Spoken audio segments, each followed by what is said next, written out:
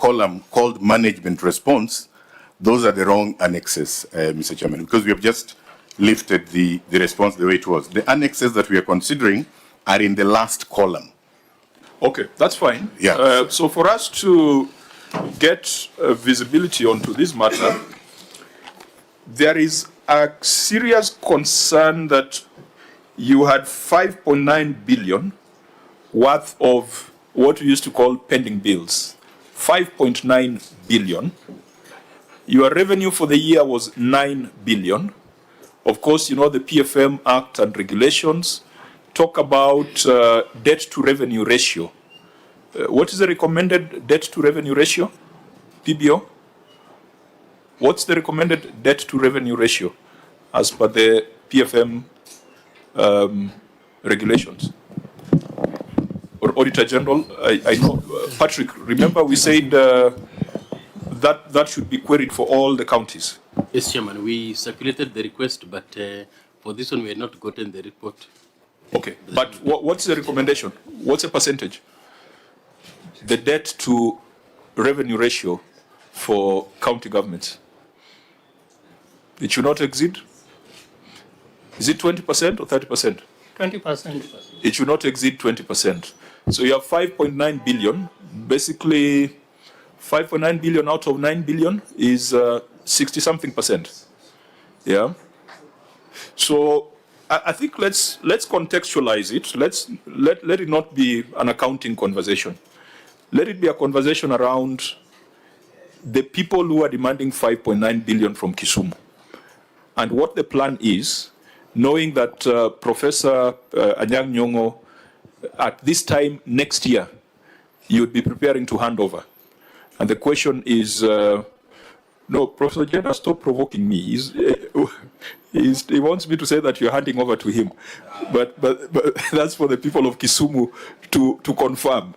But whoever it is handing over to, it could be a fellow professor. Are you planning to hand over 5.9 billion debt to the next administration? What is the plan? Because these responses, whatever is on paper, is just accounting speak. Let's speak to the real matter. You close that year with 5.9 billion as debt. Whether it's legal, whether it's legal fees, whether it's 1 year old or 3 year old or 10 year old. But after 10 years of being in office, would you be handing over 5.9 billion as unpaid debt to the next administration? Chair, as the Prof Chair prepares to respond to your question, the Chair will request that you find me, because the question that you're asking, to me, speaks to management response to the query. I thought today we are dealing with implementation status. Where are we after the query was raised and after we made recommendations? Perhaps maybe it's not even 5.9 billion, it could be 2 billion. It could even be 20 billion. You know, where are we? Implementation status. Chair through you. Yeah, just to buttress that, by the way, our standard recommendation on pending bills is usually more detailed than what you have put there as recommendations by OAG. It is so long, it's almost 2 pages. That's why I didn't ask the clerk to read it, but we might want to read it.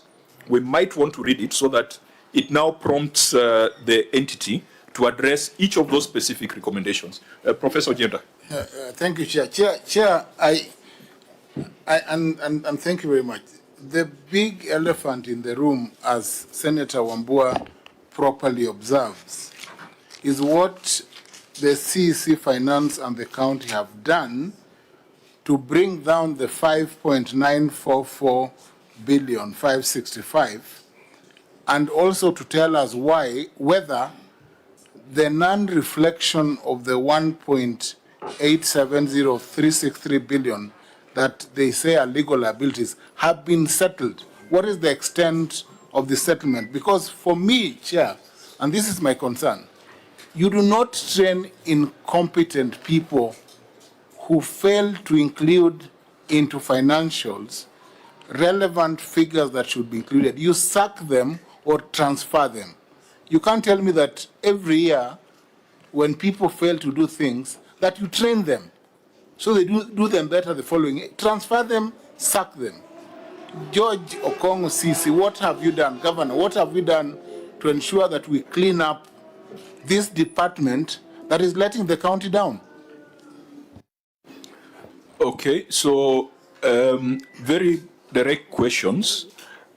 Clerk, how long is our recommendation on pending bills? So that, because that recommendation was communicated to the county and it had specific issues which should tie to what Senator Wambua and Senator Ojienda are asking. Because we gave recommendations on, what should be paid immediately, what requires a payment plan, etc., etc. Clerks, do you have it?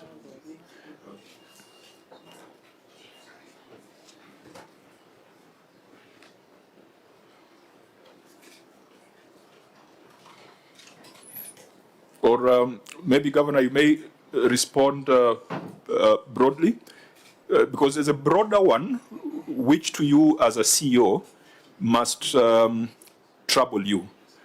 If you are owing 5.9 billion, and then now there's a technical aspect of how that debt is moving. The Chairman, I'll ask the Finance Minister to respond, please.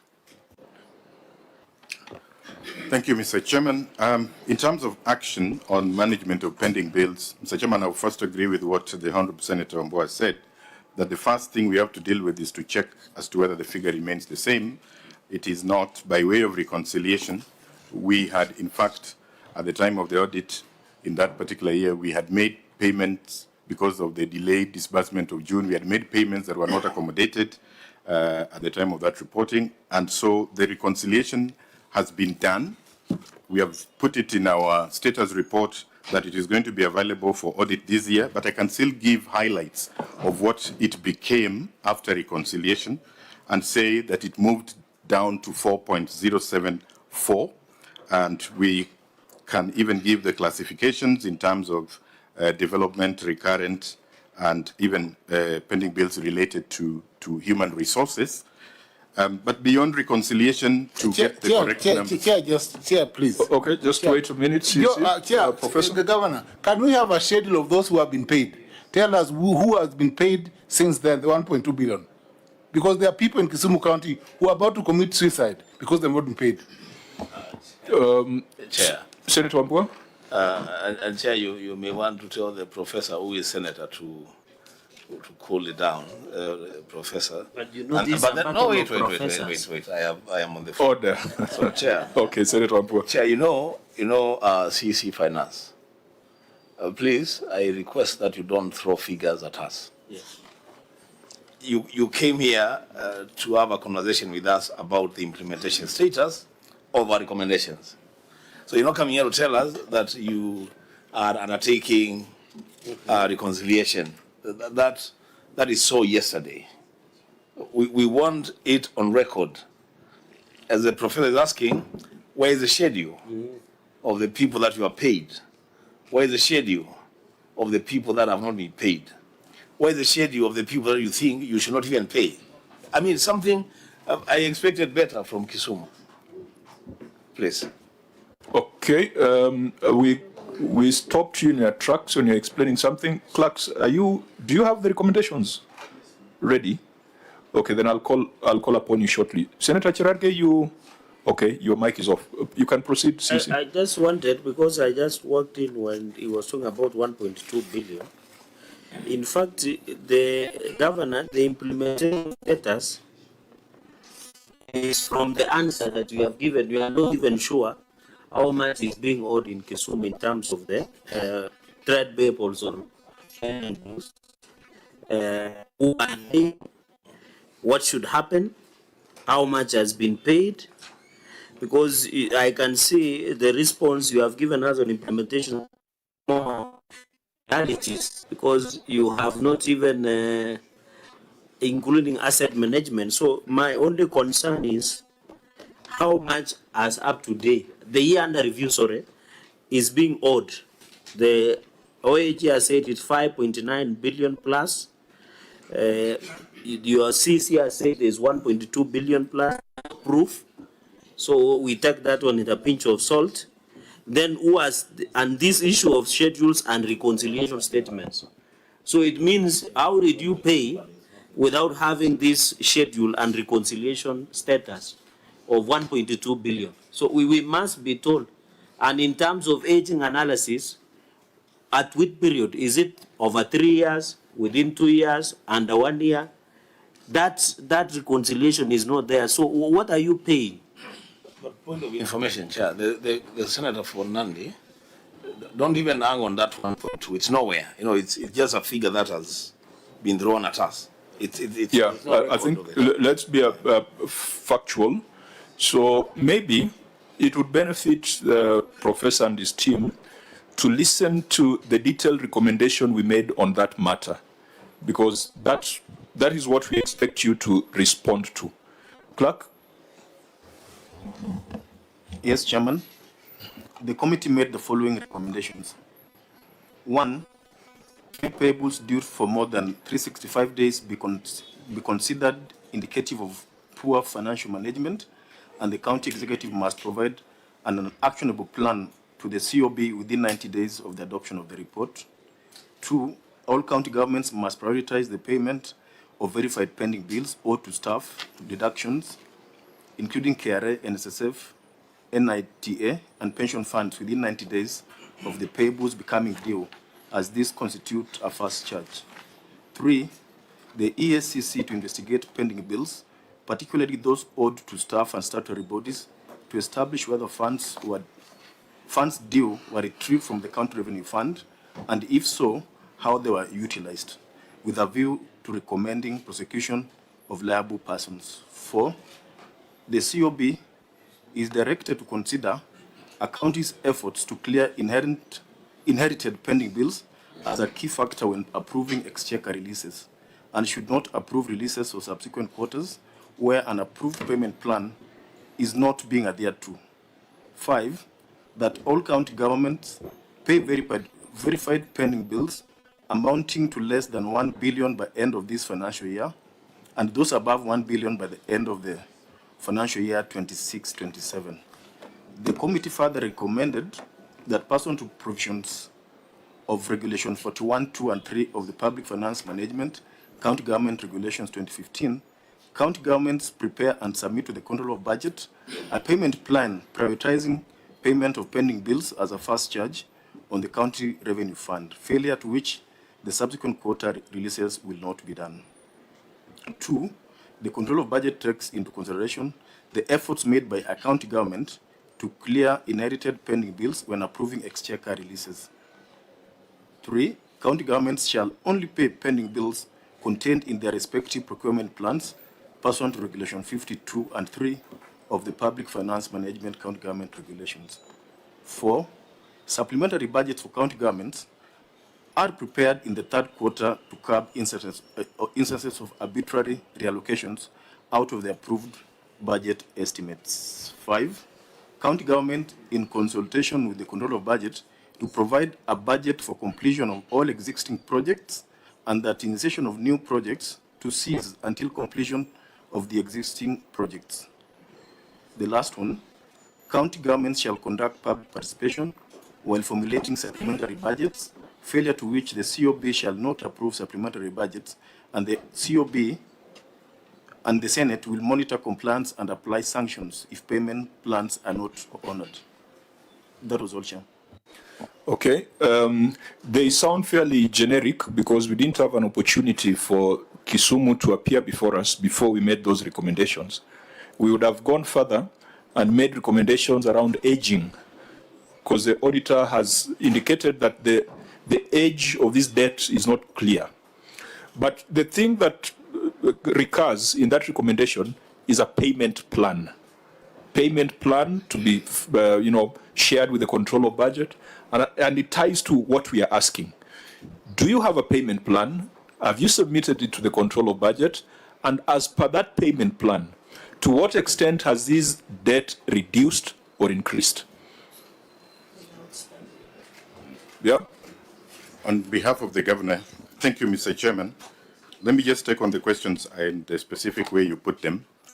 First of all, the disclosure of the pending bills in terms of aging under 1 year, 1 to 2 years, 2 to 3 years, and over 3 years has been made, and it is public. It is actually on the county government of Kisumu website. The numbers are there. It is public information, and we can probably submit we can provide it now, but we are required by the Kenya Devolution Support Program 2, as participating counties in KDSP 2, to disclose our pending bills and put it public on the website, and we've done exactly that. No, my request Why is that information not available here? The place where you're supposed to put it is here, in the financial statement, Why? not the website. If you have that information, why you keep it? It is not here. And the Auditor General queried it. You know, these senators have some experience now in looking at that particular note. And we know there's some detail that we usually find there which is missing. So I think it is not enough to tell us it's on the website. If it's not on the financial statement, we cannot take what is on the website. And I think that goes back to the very first question we asked about the competence of the preparers of the financial statement. If you have it, maybe someone can just produce it so that we see whether it explains implementation of a payment plan. But you've started with a very dangerous statement. I thought you were going to tell us about your payment plan. Chair, again, how many Kisumu people can access the website? Because most of these counties, if you look at the website, it's not even there. Yeah. So since you don't take us that route, it's going to lead you into problems. Let's go to, do you have a payment plan? Yes. Can if it is on the website and there's a payment plan, can he adjourn and print it if it is actually there?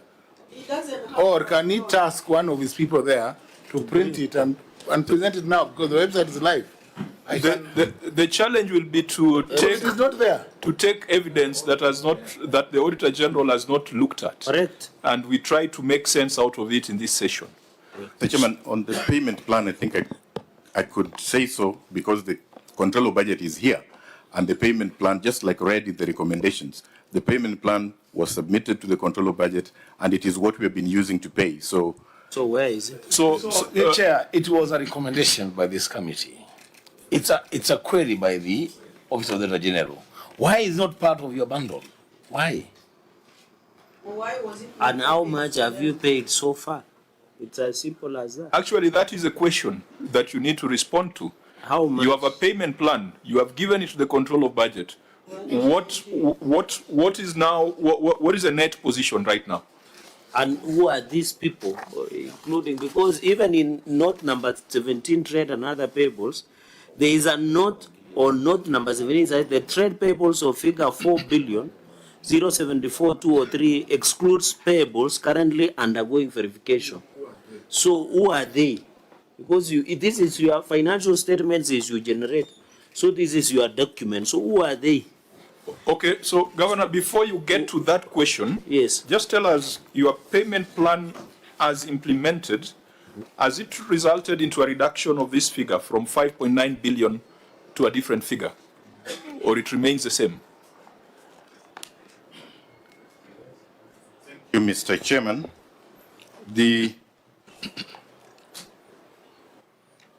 pending bills performance for the year in terms of payments, in the plan, we intended to pay up to 1.9 billion shillings. That was the total amount of the plan, divided under development and recurrent of 1.2 billion, staff claims of 33 million, and salary and other statutory arrears of 701 million. The actual payments made came to, no, sorry, Mr. Chairman, I think I mixed them up a bit.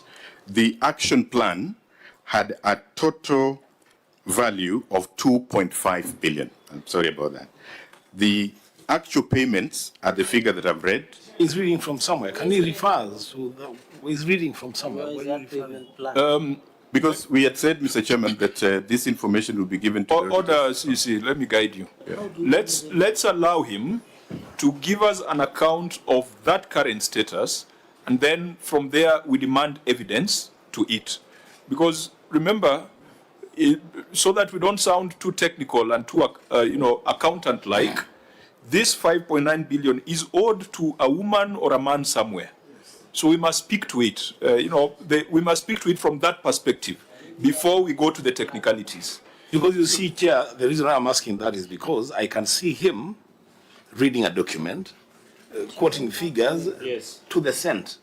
And I'm saying, let's work with him. Let him tell us where he's reading from. We have the document that he has given us here. Where is he reading from?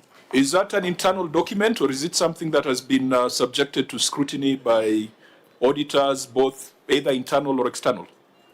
Mr. Chairman, we said in our status report that these reconciliations will be availed to the auditor at the audit of this financial year. So I'm just reading an internal document, but I think this information, because the payments were made by the controller budget, this information is obviously also with the controller budget. So members, can we allow him to give us the picture?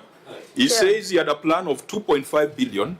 He has not told us how much of that plan has been paid. Chair, with all due respect, the auditors are supposed to look at that and verify. We are not on the ground, so we cannot listen to document that we don't have. And who will verify it? Okay. And the Senior chair, Counsel? I think, Senator Morgan? Yes, Chair, if you rule that we need to hear from that gentleman, and he needs to make reference to that document, and then in all fairness, maybe he should circulate that document to the auditors first. We get their opinion so that we take information that does not create any doubt from the side of the auditors. Otherwise, it will be very unfair to allow him to refer to a document that does not have, the comfort of the auditors. Chair. So if you want them to refer, then let them pass the document to the auditors. Then we can be on the same page. Okay. So, members, we have two steps in this. There is this public inquiry that we are holding, which perhaps helps the people in the counties to understand the intentions of their government. And that's why we are asking this question. There is a next step of making our recommendations. And we cannot make recommendations without relying on documents that are properly, signed off and properly reviewed. So, Senior Counsel, I agree with you that we cannot make recommendations on this matter without the governor circulating a proper document before us. But for the sake of that public interest, we want to establish whether there is some movement in, or there's some progression in settlement of pending bills. You have heard the way Professor Jenda, who's the area senator, has spoken with passion. We just want to find out whether things are getting worse or things are getting better. Honorable members. If you rule that, Chair, and we don't want to countermine your decision, then let him share that document, soft copy. Then we can ask questions on it. Okay. Now he's reading. I want to give directions that if that document is available. Yes, since I'm the senator and this is oversight, my concern, the reason why I raise this is because we on the ground, we hear that there are particular suppliers who are paid and not others. And that's why we need to see that list. There are particular ones and not others. I think, Chair, that has been a tradition for neatness is that the county government has said there was a payment plan submitted to COB, Control of Budget. We need now to speak to 5.9 billion, telling us how much they have. You have asked a right question, Chair, that how much has been paid and who are these people?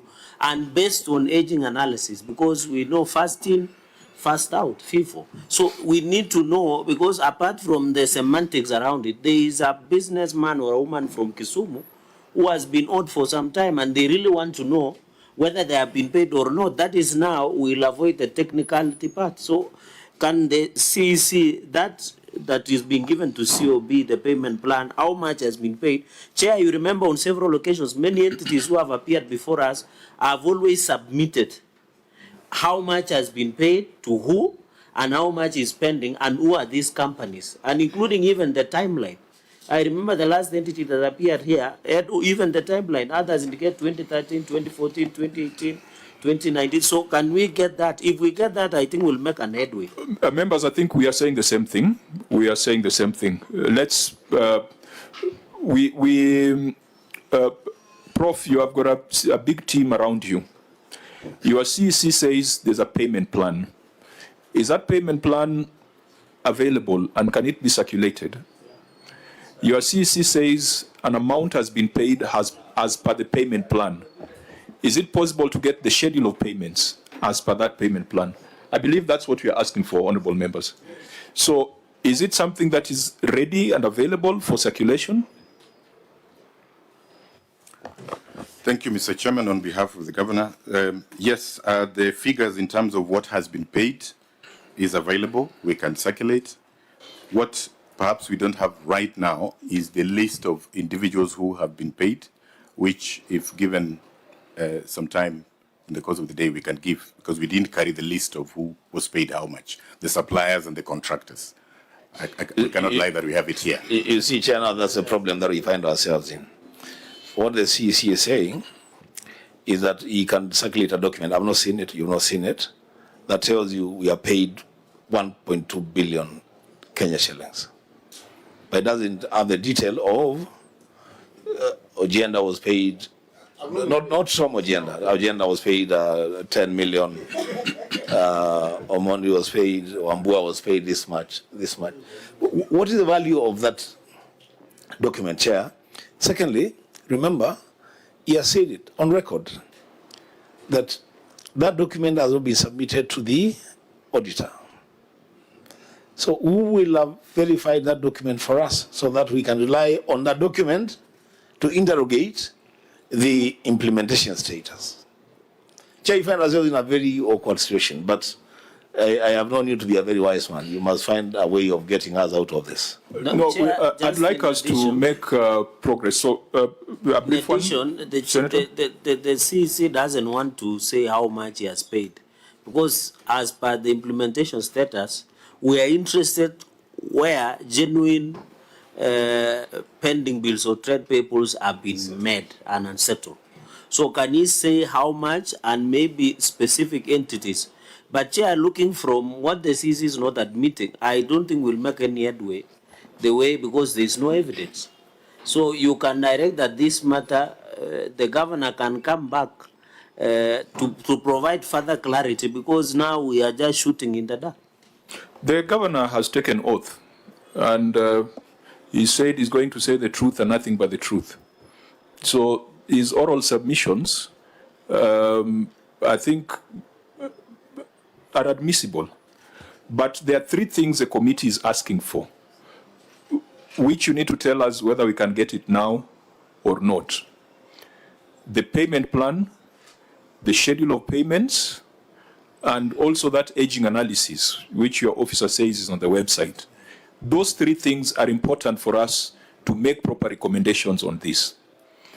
But to avoid a situation where a conversation around the livelihoods of the people of Kisumu is terminated on technicalities, I want us to come back and perhaps consider the oral submissions. The evidence can come and we can consider it as we write our report. But speaking on behalf of the people owed 5.9 billion, CEC, you are explaining something about your payment plan, that you had planned to pay 2.5 billion. You did not tell us how much of that was paid. How much of that was paid? Thank you, Mr. Chairman. I was reading the pending bills performance as handed over to me internally. We had an action plan which had a value of 2.5 billion, and the actual paid amounted to 1.9 billion, achieving a pending bills performance ratio of 76%.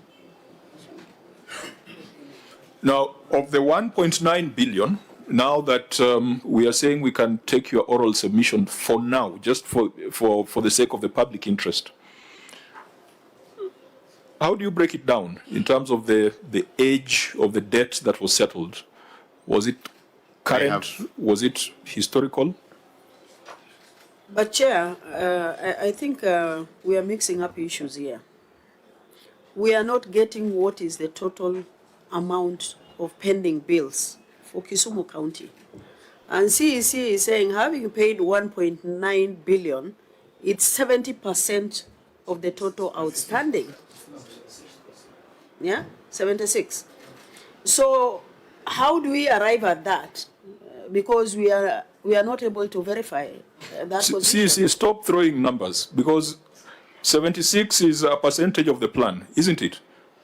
Not a percentage of the total. You're right, Mr. Yeah, so don't use numbers, don't use percentages to look good. Chair, in the interest of those people you're talking about, Yes. let it go on record so that in the interest of those people of Kisumu, Yes. those figures that we are discussing here are only available to the CC. We don't have those figures. Yes. Yes, Let's just and go on record. we will give directions that they must be provided and they must be subjected to scrutiny and they must be made public. Yeah. Senator, Professor. As the CC presents his report, can he highlight how much of those pending bills go back to the tenure of the first governor, the oldest during Ranguma's time? How much of those bills go back to Ranguma's time when he served as governor of that amount? Yeah, I think it's the same question I asked around the age of the settled debt. Do you have that? Are you able to respond on that? Mr. Chairman, the classification that I have in terms of the actual payments of 1.9 billion is only on development, recurrent staff and salary, but I can get the data on the age. It's not aged. It's not age. Now, members, the reason why this is an important conversation is that the analysis by the Parliamentary Budget Office indicates that, and PBO, I'm seeing a slight variation in the numbers here. 2024, 2025, I'm seeing 5.7 billion. Where did you get that number from? From the Auditor General report. Not 5.944. No, Chair, that was the pending bill. And not the pending, the wage bill.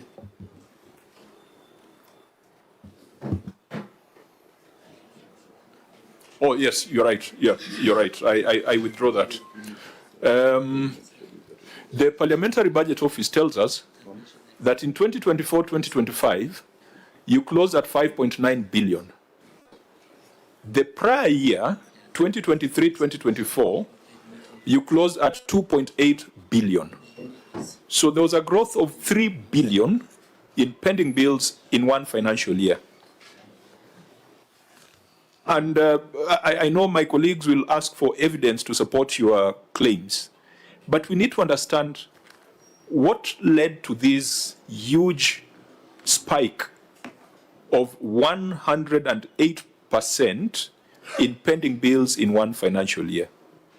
And we have had stories here about delayed exchequer, etc., etc. We need to get an explanation. Your pending bills have been 2021, 2022, it was 2.4 billion. 2022, 2023, it was 2.0 billion. 2023, 2024, it was 2.8 billion. 2024, 2025, it was 5.9 billion. That raises serious concern. What could be the cause of the 3 billion growth in pending bills in 1 year? I can explain. Prof? Mr. Chairman, the growth, it was driven largely by rulings that were delivered in the course of the year by courts against the county government, and also a consent that the county ended with the National Housing Corporation with respect to an estate where, the matter had also been in court, that the county actually owed the National Housing Corporation, I think the county attorney will confirm, up to 1.1 billion, and the court ruled, the county entered consent to pay, and so that figure was admitted in our roll inventory of pending bills. There were a number of other significant decisions of the court which amounted to pending bills. I remember one from the top of my head of about 480 million and so on. But maybe the county attorney can help explain, because a good number of that was driven by decisions of courts. Okay, so it's real growth. It's not just an issue of timing of exchequer. Even after the reconciliations to take care of the delayed exchequer and the payments that were made, we are saying that there was actually real growth, and that growth was driven by key decisions of the court. Okay, we need to get an answer to that, because in the analysis, the Parliamentary Budget Office indicates that the sharp growth in pending bills in 2024-2025 warrants further audit to establish whether it resulted from delayed exchequer releases or weak commitment controls. You have added another dimension of rulings. You wanted the county attorney to add something. Thank you very much. I think at this point in time, I can only confirm the 1 billion stake. So it is true and correct that between the NHC or the national, or between the local authority provident fund and county government of Kisumu, there had been a case, and that figure is coming to 1.540 814 883. Because, Chair, I'm only confirming. under I'm only confirming. county attorney order, through the chair, in the legal dues it says the opening balance was 2.6 billion 8. So where are you getting the figures? You know, we are dealing with what you have. Where is those figures through the chair? Yeah, is that a judgment for the county to pay for the houses? The is it 1.1 or 1.5? Chairman, I've referred to a legal dispute that was pending in a file that is being settled at 1.5 That's an billion award. shillings. It's already determined, or it's a contingent liability? That is by consent. It's by consent. That is by So consent. So that's one matter, 1.5. Yes. So Chair, you see, that's where the problem is. So where is You know, the annex? he talked about 1.1 billion. He is talking about 1.5 billion. We are looking at a blank. We don't know what it is that we are dealing with. Chair, I want to persuade you, as I heard Senator Tom saying, I'm not sure we are ready to engage on these matters, honestly. Because how do you engage with, top of mind? This is what I think, this is what I think. How? Chair, and Senator that is a Cherargei? new one, because looking at there were legal dues here, and the opening balance in that year under review was 2.6 billion. So what is the fate of contingent liabilities? Because if there was an award that was given, it should have been taken care by contingent liabilities, and my law lecturer is here in agreement with me, Professor Ojienda. So I'm confused, because Yes, what they're and saying if my does lecturer not is make confused, sense. how was Does am not I? make sense at all. Okay, we were asking for the reasons for the growth in pending bills of 3 billion. So far, 1.5 billion has been referred to. What about the other 1.5 billion? Because legal dues, you have talked of 1.5. So that explains 50% of that growth. What about the other 50%? That is assuming that that was the right explanation. So what about the other 1.5 billion? Mr. Chairman, one of the reasons is already one that you have read there. When we have late disbursements of exchequer at the end of the financial year from the National Treasury, then what is paid in the new year becomes is considered a pending bill in the year that was closing. But the other thing which is also true is the underperformance of on-source revenue, leading to literally funds unavailability, also is responsible for part of those that rise in pending bills. When you're doing your transition to accrual there was a steering committee, and there was supposed to be technical groups under the steering committee, and I believe one of them was to look at your trade payables and how to transition them. Who led that working group? Because in this year you're supposed to have a steering committee, and then you're supposed to appoint different working groups. It was led by the chief officer in the department. The chief officer, who is in the room? Yes.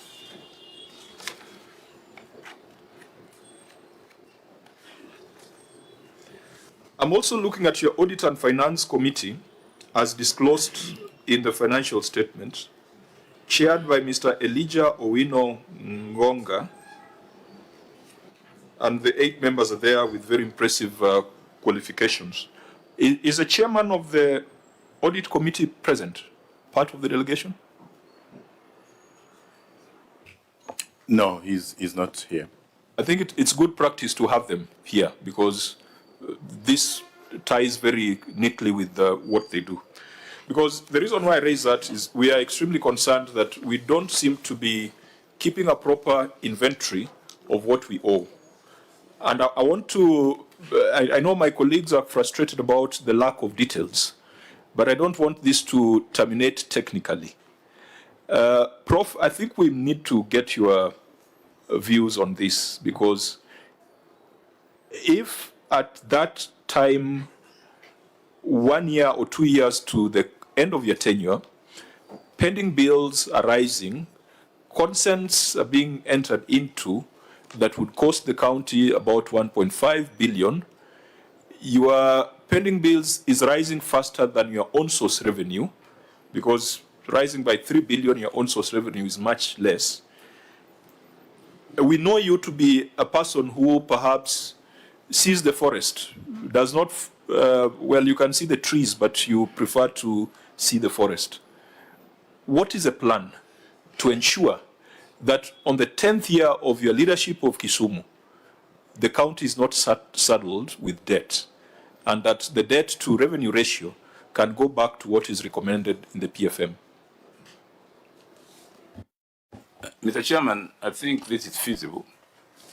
Once we get the report of the discussions today, which I hope we'll get very soon, we'll sit down and get your concerns.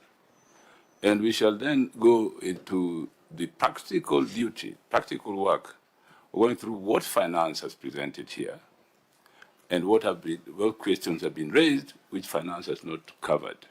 I think that's very clear. Secondly, I know for certain that we have a problem of revenue and debt. Some of the debt, as you know, are historical. We received them from past regimes. Some of the debt arise as a result of policies of the national government and ourselves, which may increase salaries at a certain point, and you are obliged to pay those salaries without realizing that, while realizing that actually the revenue that you have cannot meet the demands that you have. These are practical things on the ground that we see.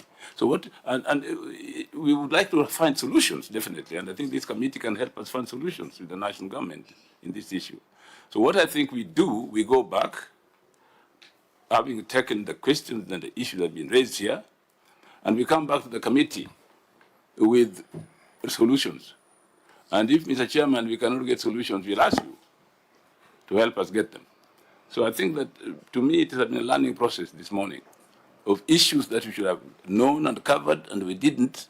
Secondly, trying to put in place a system of getting information in time. One of the problems that you have in government, in sometimes departments make decisions and make and spend money, but we don't get that information in time. You understand what I mean? I mean, even in government, you can be a minister, and the departments are spending all kinds of things, and there's a time that you'd want it, but say, no, this is not ready until this date.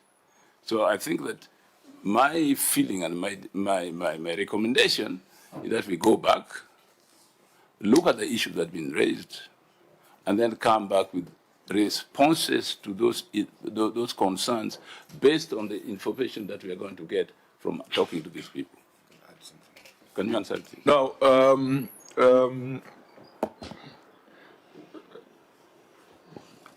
relax, Senator Wapua, because I can see where you are going. Do you have an idea on what your staff payables are?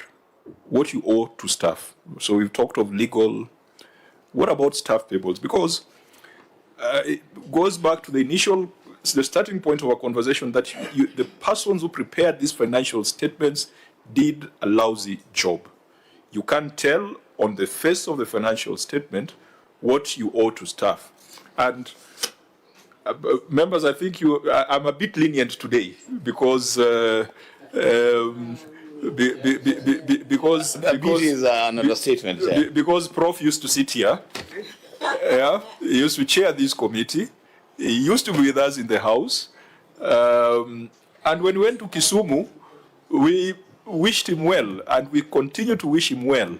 And we must be proactive in terms of our advice. Of course, our recommendations will be as stiff as they are. But we must help him see some things that maybe from where he sits, he might not be able to see. How much do you owe to staff out of this 5.9 billion? Can I ask the finance minister to respond? Yes. Thank you, Mr. Chairman. The monies owed to staff we categorize them into two. Some of them are arrears of salaries and statutory deductions that may not have been remitted, that have not been remitted. Historically, that comes to 1.3 billion.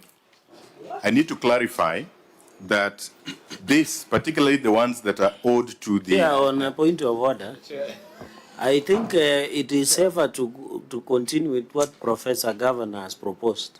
Yes. Because we are now going into a dangerous quagmire that will not come out from.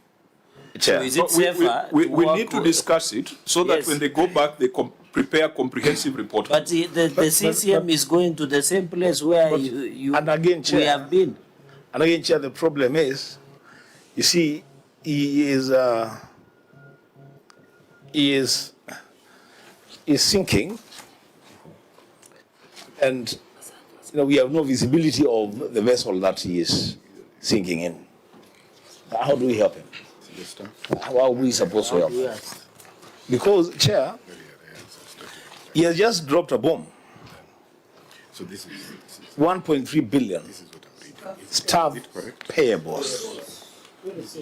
That is, I mean, no, if you have that document here, then Chair, I want to persuade you. And I understand. The beauty is that I go to note 20. Yes. Go to note 20 of the financial statements. Because now we want to look at that 1.3 and how it relates to what is in note 20, which has employee benefit obligations. Yes. Chair, as we go there, Chair, can I also request you to get a response from ESC on the status of this guy who prepared these financial statements? Christine, did you get any response? I didn't get the full name of the CPA. Oh, and you still don't have the number? Yeah. Okay, fine. So see, you're saying the arrears is 1.3 billion, quite a big number. But if you go to note 20 in your financial statement, it has some very alarming numbers there. 5.8 billion. That what you said? Page 46 of the audit certificate. Note 20. No, you don't have it. Not the financial statements. Note number 20. You have the financial statements. Yes.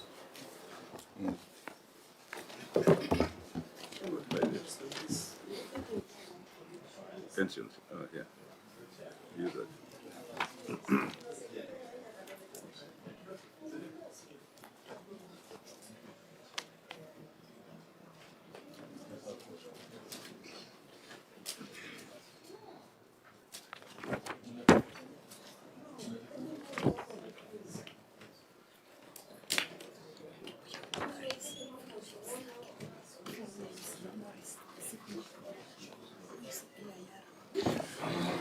So on note 20,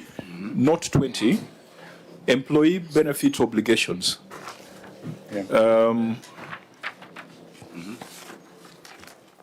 Employees. So we want to tie it with the submission of the 1.3 billion as the outstanding obligation. Are we on it? Yeah, we're saying it, yes, sure. And Auditor General, I would have expected you to query this particular note because it does not tie with anything else in the financial statements.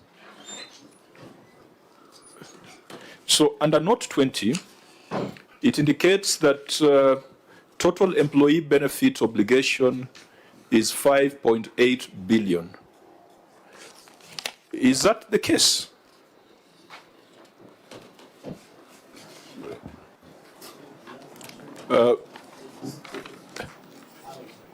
Is that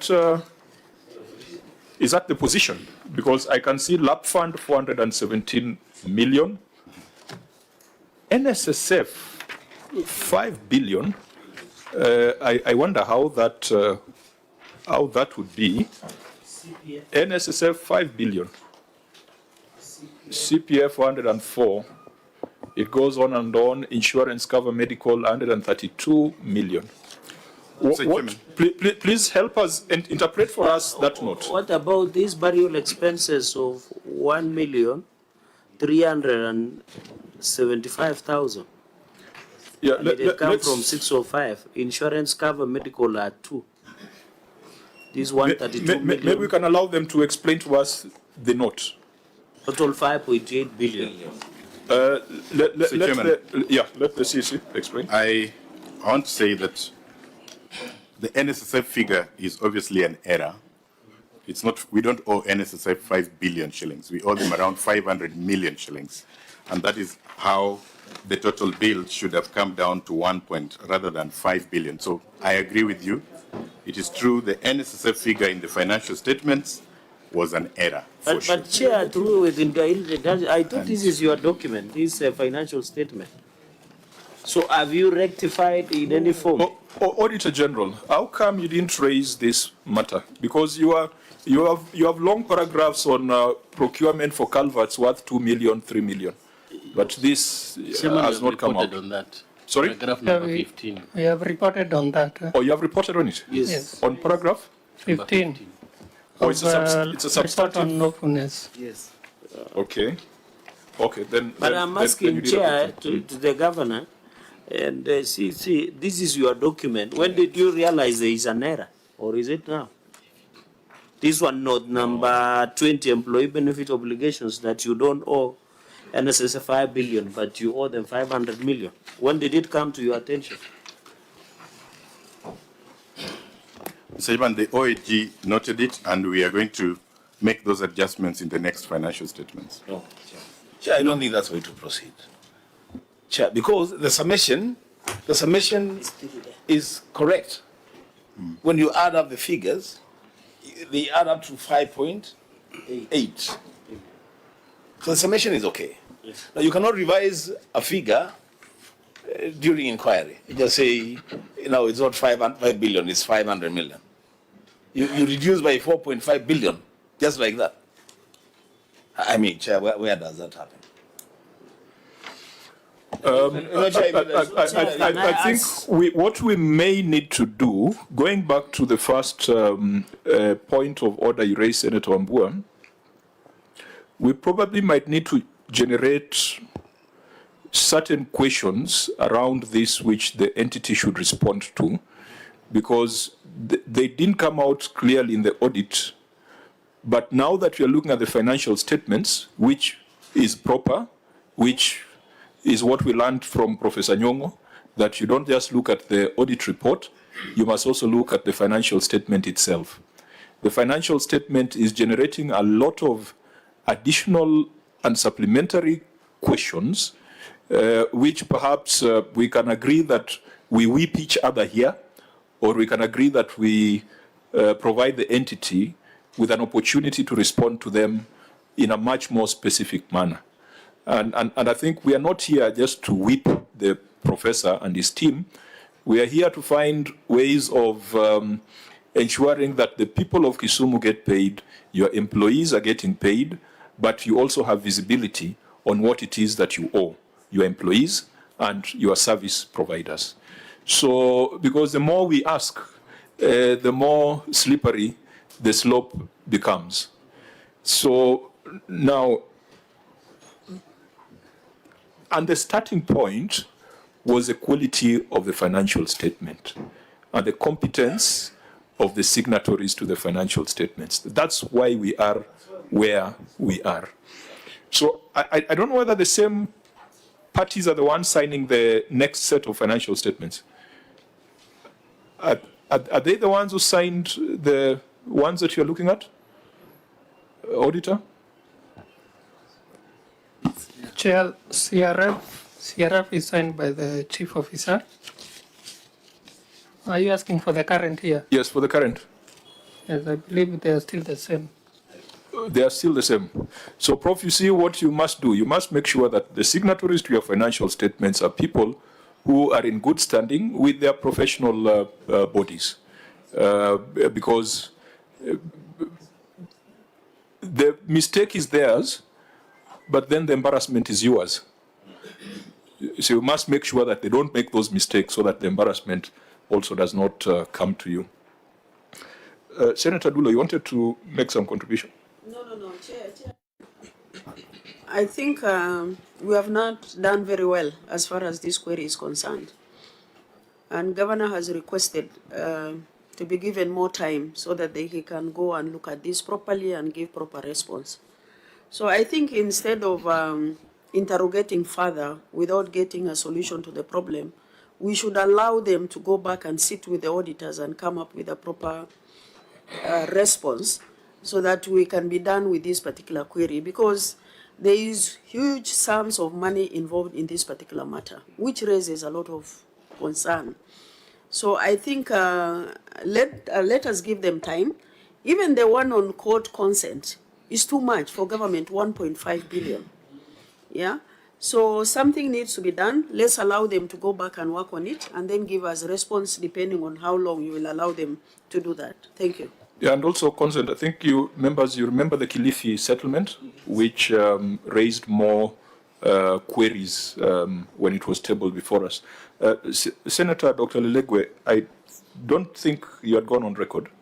Yeah, please just go on record. Thank you, Chair. My name is Lilegwe Tumbesi, Senator for Samburu, member of the committee.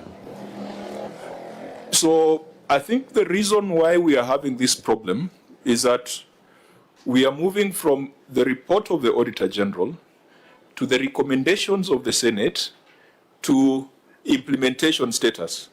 So there's a gap in there. I think there's some missing information because you are responding to, actually what you did here was to respond to the OAG's recommendation, not to the Senate recommendation. If you are to respond to the Senate recommendation, you would have addressed some of these specific things that are coming up. I think we can give the delegation certain timelines to provide information in the right format, because the Auditor General queried those two notes that we have referred to. Note 17 was not aged, it was not broken down in the proper manner. Note 20 has got inaccuracies in that matter of NSSF, so we are not even able to tell what the exact obligation is that is owed to staff in Kisumu County. So we can clarify our areas where we need to have information for purposes of writing this report, but Auditor General, in the 2025-2026 audit, you must also make sure that you pay special attention to the issues that we have raised. Chair, on LAP fund, I think these are payables to staff who have retired. And the amount involved is 417 million, which is a lot of money that should have actually helped those who have retired. So maybe we need to have an explanation why, up to now, these guys have not been paid, despite deduction from their salaries. Thank you. You want to respond? Proceed. Yeah. Thank you, Mr. Chairman. Just two things. One is what you just said, that we definitely could have a problem because we are responding to the recommendations of the Auditor General and not necessarily the recommendations of the Senate Committee, because we didn't see those recommendations of the Senate Committee. We are responding to the recommendations given to us by the Auditor General. Then secondly is on the issue of a lab fund and the figure and whether people are suffering. Mr. Chairman, if you look at our status implementation report, we are saying that we are still negotiating some waivers with lab fund, and we are not the only county doing that, because that figure that you see there is not the principal amount owed to the employees. It has interest and penalties. A huge chunk of it is actually interest and penalties. The specific municipalities that were owed by the time of the transition authority were just 2. The actual figure is much less than that, but there is a negotiation around, do we have to pay these interest and penalties? So that's what is causing this problem. It's very difficult to reach a conclusion, having agreed that the numbers that are here are also not tying up. Moving from 5 billion to 500 million is not something that you take lightly. So we will provide a detailed questionnaire for your response, but it won't be very far from our recommendations. If you are responding to our recommendations, you would have been able to address these issues. As you have said, you are responding to the OAG's recommendations. And again, under Note 20, you've got retirement benefit, asset, and liability applicable to pensions. And you've got that narration down there. And, when I was reading it, I was asking myself what that was supposed to communicate. Where you say the entity operates a defined benefit scheme for all full-time employees from 1st of July 2024. And then what do you say next? Who is a scheme administrator? Who is a custodian of the scheme? What is the percentage of salary? Are you seeing what I'm seeing? Under retirement benefit, asset or liability, where you are supposed to explain the kind of scheme you have for your full-time employees. You're supposed to disclose your administrators. You're supposed to disclose your custodians. You're supposed to disclose the percentage salary of an employee, the percentage of an employee's salary that is supposed to be deducted and remitted to the scheme.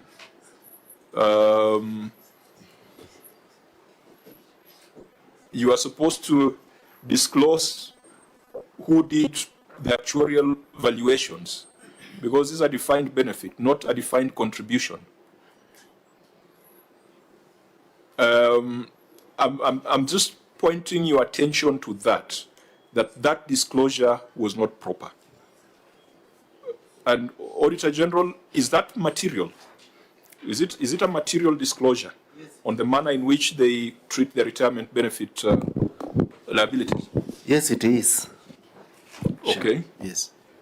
So it is something that they need to provide precise information on. Yes, in any case, because it's one of the requirements in that template, they should have given the information as required. Thank you. Okay. Prof, are you seeing my point? And yes, I see your point, Mr. Chairman, and I don't see why that information cannot be made available, because the retirees are known, and when they retire, those records are kept by the finance department. So I think given time we can provide that. Okay, members, yeah, I think I've listened to Senator Dulo and the need for us to provide timelines and specific questions that the entity should respond to, which we can consider as a committee, or we can ask the auditor to deal with in the 2025-2026 audit cycle. Since a number of the other issues in this report had been dealt with by the County Assembly, and in view of that difficulty in getting proper, verifiable records to close some of those non-conformances, perhaps we might need to give the entity some time, if you agree, on specific outstanding issues in the executive report, particularly on pending bills or trade payables, particularly on obligations to staff, the retirement benefits arrangements in Kisumu County, because I think those are serious risks that, Prof, you wouldn't want to leave office and then employees say that their retirement benefits are not accounted for. We have seen cases where even gratuity cannot be paid to outgoing staff because it was being deducted but not remitted. And I think for a governor who's coming to close of term, those two should be very critical things that you look at on a daily basis. How much you owe suppliers, your contingent liabilities or litigation in progress and how it can affect the entity, and what you owe your staff. You should not close this financial year without having clarity on that. Professor Jenda. Chair, I just wanted to add, I note the issues you have set out for governor. I think my bigger concern, and I just wanted to note this, governor, as you exit, that it's a very glaring concern that if you look at your schedule of on-source revenue, for instance, parking fees has gone down from 98,551,263 to 113,548. What is wrong? And number two, property fees, and I know that a lot of properties you have set out, you have leased out to private entities to collect rent, has gone down from 20,447 to 2020 to 6 million. What is happening? Much as you've grown revenue to 2.7 billion, some of those concerns are so glaring, given that market, for instance, you have new markets. Why would you be having, market fees has gone down to 56 million from the 60 million the previous year. I think these are just concerns that are highlights that should be of concern to you as governor as you exit, so that at least we have, clearly some of these financial streams should be going up, given the fact that there are property developments in Kisumu that are live, that are going up. So there's no reason why they are collecting less when last year they are collecting more. There's no reason why there are no cars in Kisumu when I know there are more, and parking fees 113,000 and it was 98 million. Where is the 97 million? Where is this money? Yeah. Okay, Professor Jenda has gone to the receiver of revenue report. It was part of our agenda for today. I think he was apprehensive that the meeting is ending without us having looked at the ROR. But we'll make one or two comments on ROR before we close, over and above the specific questions that he has fielded. Senator Wambua? Chair, very briefly on the issue of the executive report, I have just three issues because you said we try and shed some light. One, Governor, first things first, you cannot have people preparing your financial statements who are inactive in their profession and they're not in good standing in their own profession. Because, I mean, what do you expect? If you cannot take care of your own professional obligations, then how will you take care of county issues? Whatever administrative action you decide to take on those ones, I will actually I will actually recommend, Chair, that perhaps these two should not prepare those documents that are brought before us because they have put us in a lot of mess. Secondly, on the issue of trade payables, let's have a proper document that is even aged so that we can have a proper engagement on who is it that is owed how much money by the county, what is the the payment plan. I had the CC giving us a percentage of achievement of a payment plan. I would rather he gives us an achievement, a percentage of the total order amount, how much of the total order amount has been paid and who has been paid for what services delivered. Lastly, Chair, is on the issue of a staff obligation. Now, perhaps this is where we should draw the line. You see, Professor Governor, when I look at the cumulative monies owed to employees from LAF Fund and LAF Trust, it's almost 500 million Kenya shillings. And there's no explanation for it. It's just a figure that comes to us. There's no explanation to what's happening and why it is happening. Whatever it is that we do, Governor, and I am praying God that a few months from today I may be seated where you are seated from Kitui. Whatever it is that we do, let's just be humane. Let's just do. I never understand why any entity, whether county or national, would deduct money from people, and that money at retirement does not help those people. It's actually robbery for those people. That's what it is, and it's not right. I thank you. Chair, maybe since we are doing in a few, maybe on receiver of revenue, one quick one. I have seen, Governor, the revenue potential of Kisumu. I can see there was an increment in the previous year of 1.5 billion. It went to 2.7 billion in 24-25, up from 23-24, with significant drop that Professor Tom Agenda has alluded to. And it is, you should be able to tell us why that sudden drop in some of those items on this receiver of revenue report. Number one. Number two, what is the status of the, we did pass FIF, Facility Improvement Act. You should tell us whether your systems in the hospitals have been automated. And then finally, the revenue potential of on-source revenue, and I know your people know, under CRA should be 28.2 billion, considering this a city county, but you are only collecting 2.7 billion. What is this massive shortfall of close to 26 billion that we are missing the target? And I know there are many revenue streams that the CRA, Commission of Revenue Allocation, the revenue streams had been maximized.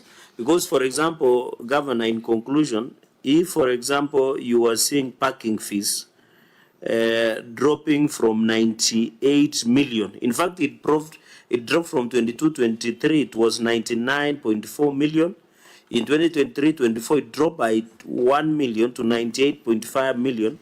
But in 2024-2025, it came down to 113,548 shillings. That is a drop of almost 97 million. So in correlation with the biggest figure of 28.2 billion, what do we have to say? Because most of the revenue streams in this year under review have dropped, yet the CRA potential gives you a 28.8 billion. I know they might have overestimated, but the practicability of collecting more than 2.7 billion is very high if all these revenue streams are being properly looked at, and maybe touch something with FIF. And finally, Chair, because we are on receiver of revenue, there was also the issue of valuation role.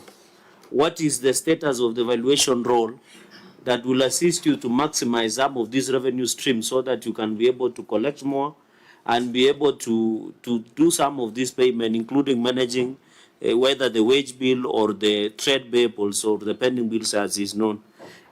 Chair, and on development expenditure, maybe you can touch something, because I can see you are only doing 17% of development expenditure. What is the basis of this? Because comparing to wage bill, Chair, it stood at 63%, the wage bill, which means there is a significant use on recurrent expenditure. I know under United Nations through the chair, human capital has been defined as also part of development. But coming from that, what is the basis of this 63% on the wage bill vis-a-vis 17% on development expenditure? So that I know your argument could be you inherited a lot of employees from municipalities that were there, and therefore you could not fire anybody. You had to retain them for some time. But how are you going to handle this? And I hope Professor Ojenda is noting some of these questions, because if he intends to be the governor of Kisumu City County, these are some of the questions that may roll over to the next financial year. Chair, I yield back. Okay, you've asked questions that cut across the ROR and the executive report. And since Professor Ojenda brought us into the ROR conversation, maybe we start with the ROR ones very quickly. Even though PBO, you want to comment about parking fees as per your analysis? Chair, the parking fees really not dropped. There was a small mistake. Yes, yes. Just clarify that, because it's very alarming. Yes, but I want to bring to the attention of the committee on the selected revenue streams. No, let's deal with that, because so what's the right amount for parking fees? It's supposed to be 113 million 548 551. There was a small error. Okay, and not 113,000. Yes. Okay, so that clarifies that. So now you can comment on the others. But the chair, if you look at the budgeted amount and in the next page. So sorry, Professor Ojenda is bringing my attention to property fees. Is that comparison accurate from 20 million? Yes, the other one is correct. Yeah, So apart from the parking fees. There's no mistake there. Yes. And the rest of the lines are okay. They are okay. Okay. The only problem we have is the parking fees. The parking fees. Yes, but Chair, if you go to the next page on the performance and the budgeted and actual collection, for example, the parking fees, the county government has budgeted 612 million, but they have collected only 113. So that's a variance and drop and performance of 499 million. Yes. You see, all these are the key revenue streams that really underperformed. Even in market fees, they had projected 355 million, but they collected 56 million, 411,998, missing a target of 298 million, 588,012 from the market fees. Yes. And even looking at the property fees, they had budgeted to collect 63 million, 844, they collected 6.1 million, missing by 57.6 million. Yes. Even advertising fee, I thought this is governor, because you had budgeted 400 million, you ended collecting 146 million, missing 253. I thought these are low-hanging fruits, governor, especially advertising. So I think because we need to make a bit of faster progress, do you have a receiver of revenue? Because all these questions are coming from the report of the receiver of revenue. We do. Do we have the receiver of revenue in a substantive position or in an acting position? Is the acting chief executive of the Kisumu County Revenue Board, and the Public Service Board is recruiting the substantive one. They actually advertised, and I think they're interviewing.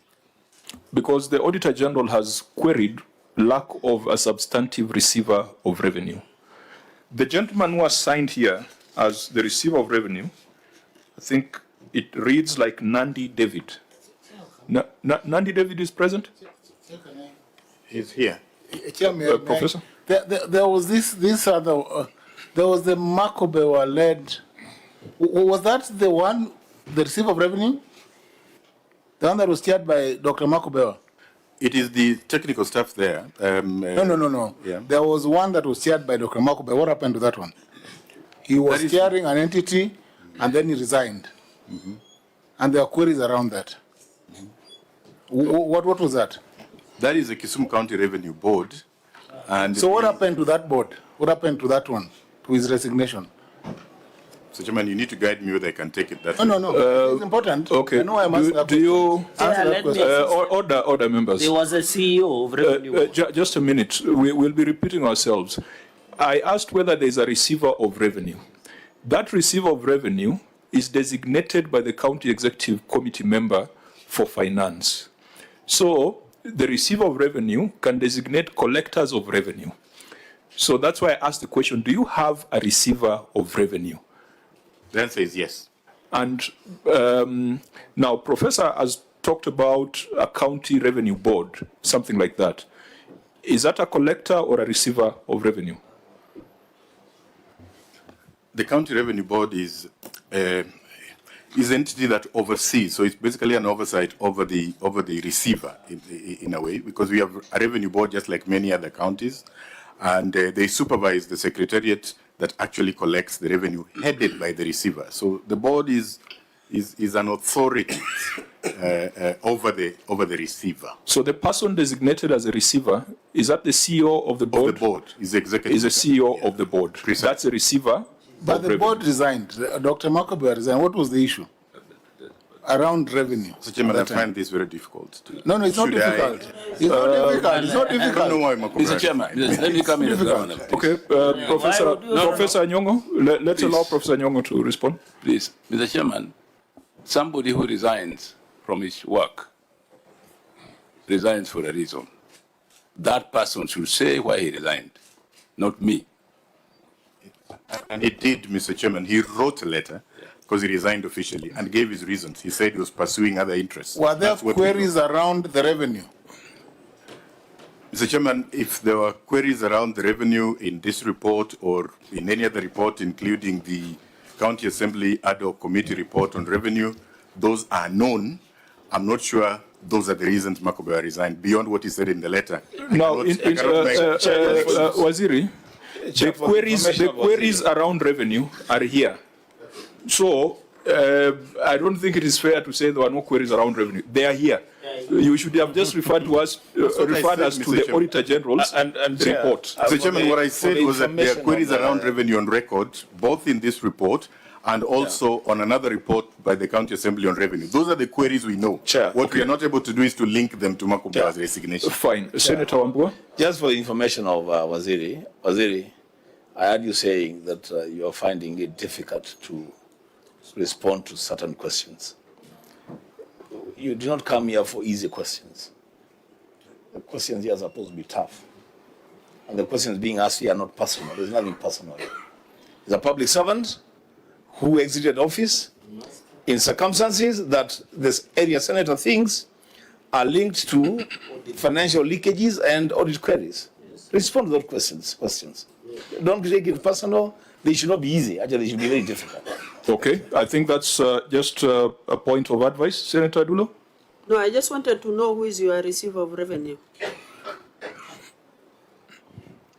The Chief Executive of the Revenue Board, currently Mr. Philip Adundo, at that time David Nandi. Both of them are inside here. So Nandi David is no longer the receiver of revenue. The current receiver is Philip Adundo, who is also here. There is also a problem with your ROR statement, and Auditor General, you should have flagged this. Look at the signatory to the ROR. Is that a member of ISPAC? Is an associate member allowed to sign off financial statements? I'm believing that whatever is written there is an associate membership. What does an associate member mean? Daktari from the Treasury. Is an associate member of ISPAC allowed to sign off financial statements? Normally, the associate member is one who has not, meaning does not have the qualifications of an accountant.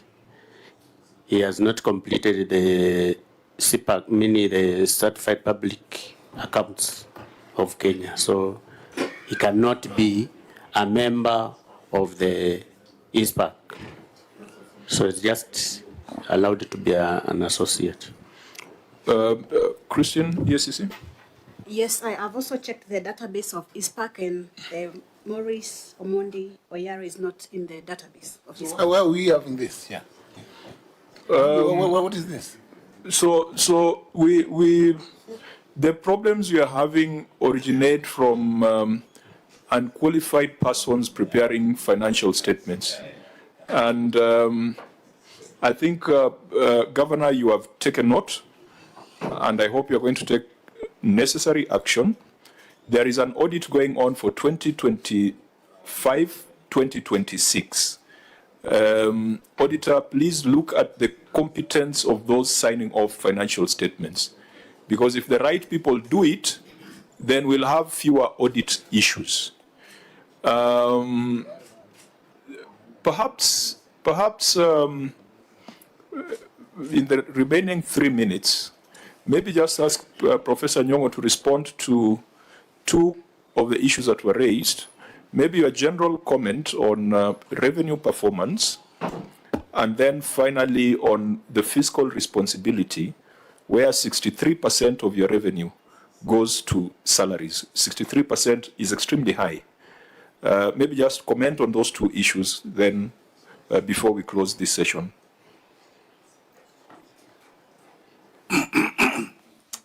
Mr. Chairman, let me first begin by thanking members of this committee for the recommendations they have made out of this statement. Sorry, I have a flu.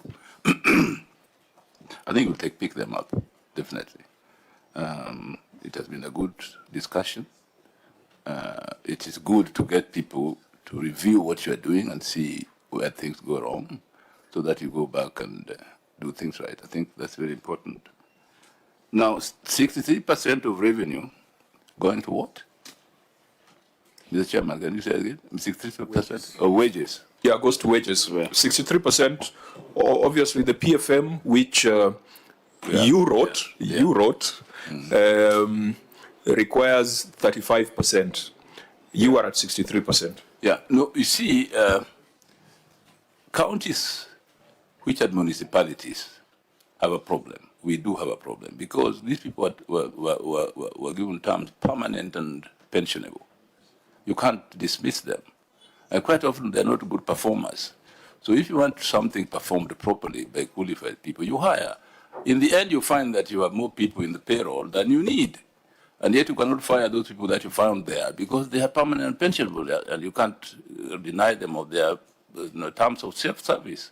So I think we go through a period where definitely in counties like ours, Mombasa, Nairobi, and so on, where definitely there will be a higher percentage of revenue going to employees than is necessary.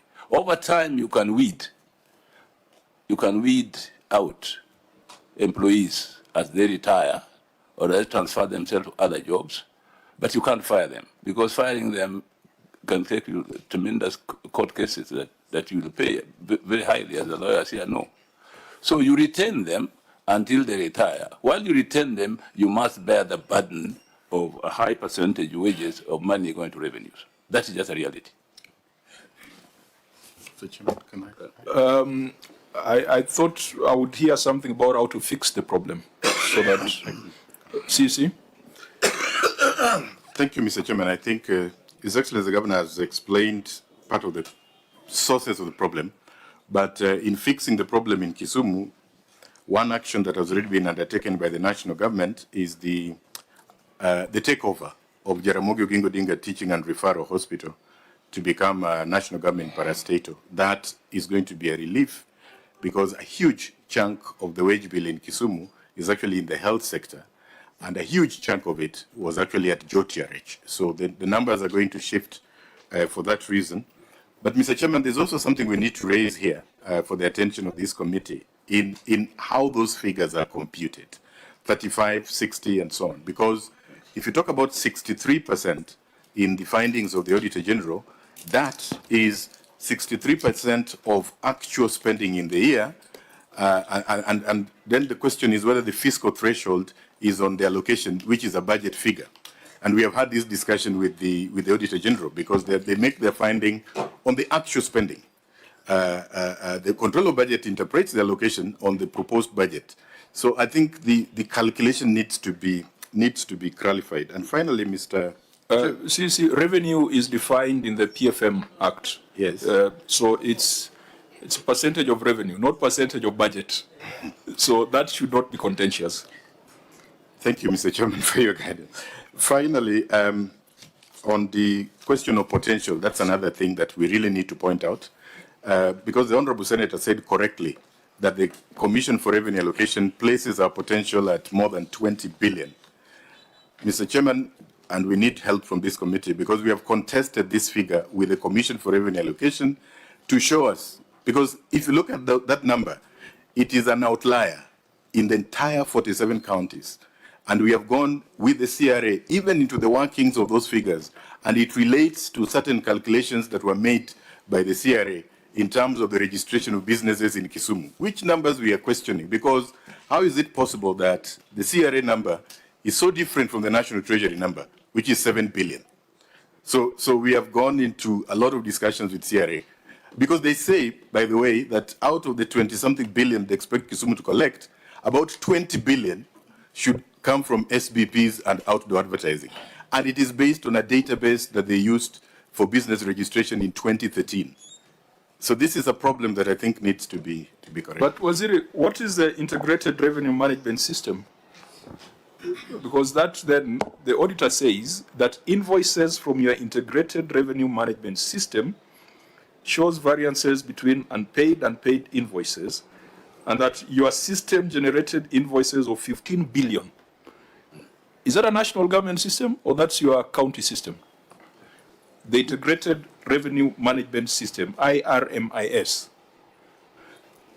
Mr. Chairman, those have been explained, and we have an entire report where there was multiple generation. But it's your system. It's our system. But it's, so then it needs to be cleaned up. Yes, because and we have cleaned it up. If the auditor finds you have invoiced 15 billion, then he has no reason to doubt your potential to collect the 20 billion. Mm-hmm. So you also have some cleaning up to do internally, especially if it is your system. And I think, Auditor General, you must continue probing this matter, because what is invoiced should correlate with what is paid. And with accrual, if it was invoiced and not paid, doesn't it sit there as a receivable?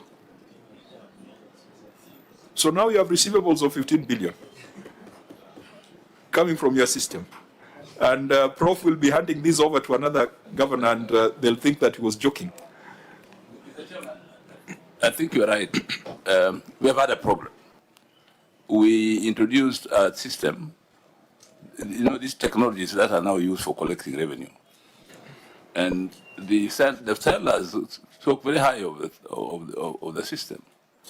And these were what I call a reputable company. So we started using this system. And after about 2 months or so? More than that, 6 months. We realized that really this system was not solving our problems. I can't go into the details. One of the reasons why we fired the Revenue Board was this, because the Revenue Board was supposed to make sure that this system works. But unfortunately, it wasn't working to our interest. So our experiment failed.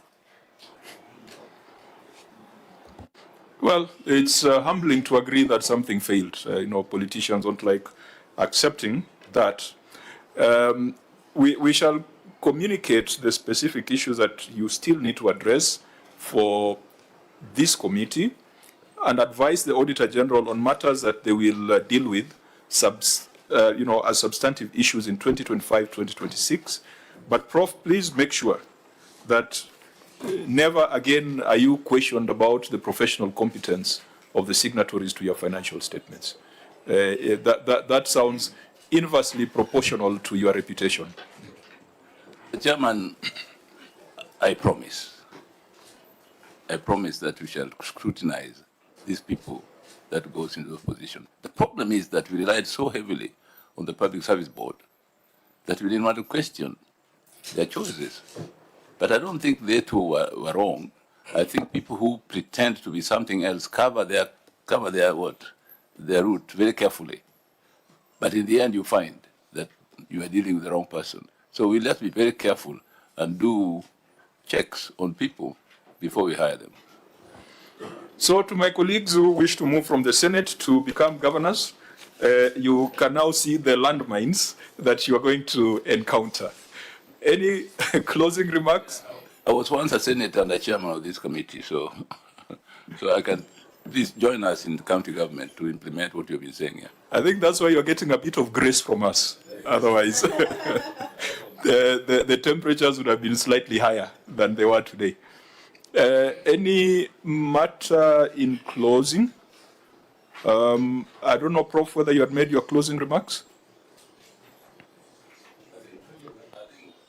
The minister wanted to make some closing remarks on my behalf. Clarification, just one.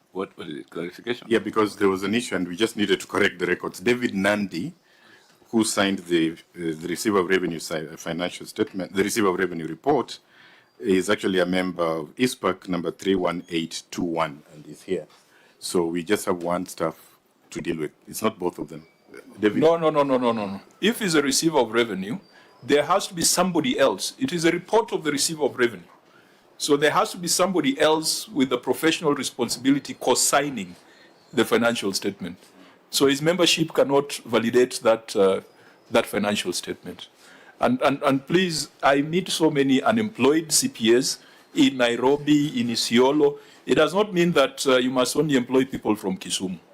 There are enough CPAs in this country to do a proper job. So please, the County Public Service Board, I think someone introduced themselves as the chair of that.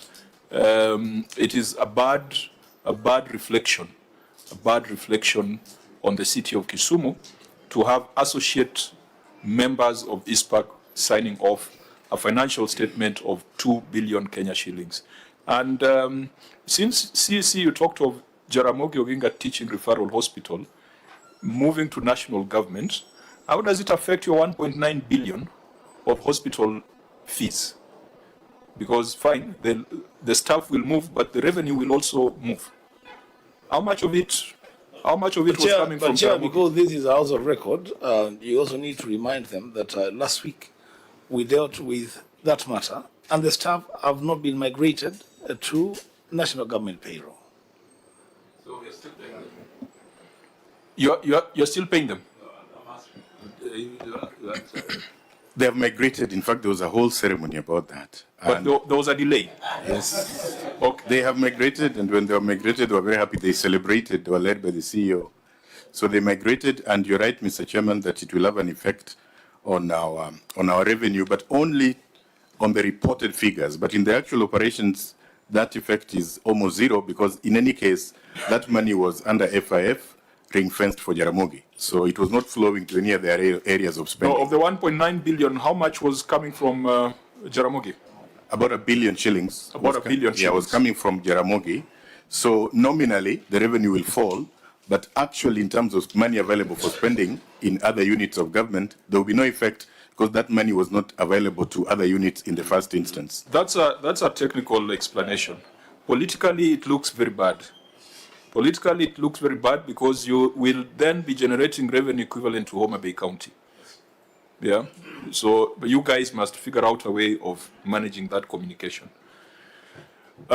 We could go on and on, but time will not allow us to go further than this because we still have 3 other meetings, and we shall adjourn the meeting, but the clerk of the Senate will communicate on the information that is required for us to be able to generate a report to the House.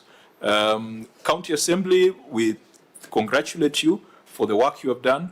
I think you have observed that we are not restricted to the report of the Auditor General. Please also be guided by the financial statements. Ask this kind of questions. Do not allow quacks to prepare financial statements in Kisumu. That's something that you guys can fix at the primary oversight level.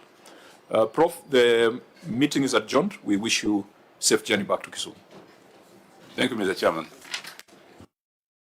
Members, I request that since it's already 2 o'clock, we just allow the delegation to exit and then we continue into the next meeting. So in terms of clerks, the